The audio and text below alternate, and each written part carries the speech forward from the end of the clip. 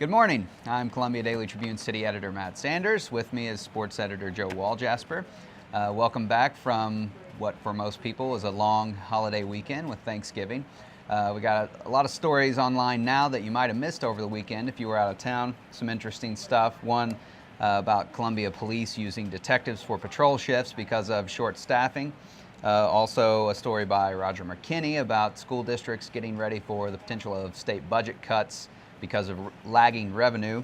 And Rudy Keller wrote about Lincoln University dealing with its own budget shortfall. But that's the olds, and we are a newspaper, so we'll go on to the news today. Joe, what do you got in sports? Well, the Missouri Volleyball team on Saturday won a share of the SEC title, beating Tennessee at home. It's the second time in 4 years they've done that. Then on Sunday, the NCAA tournament selection show happens. Missouri gets the number 15 national seed. They will host on Thursday and Friday at the Hearn Center. They open up against Northern Illinois.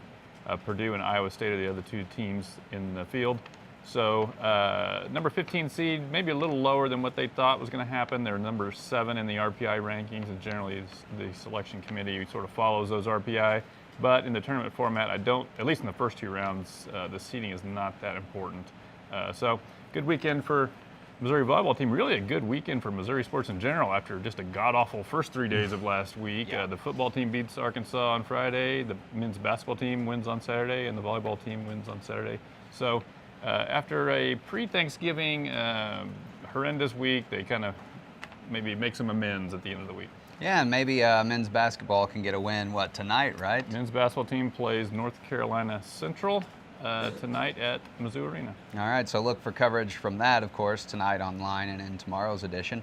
On the news side, today we've got a pretty odd story about someone for the past few months has been decorating roadkill along South Route K. This is not a joke. This is really a story that we're working on, so look for that later. That ought to be pretty interesting.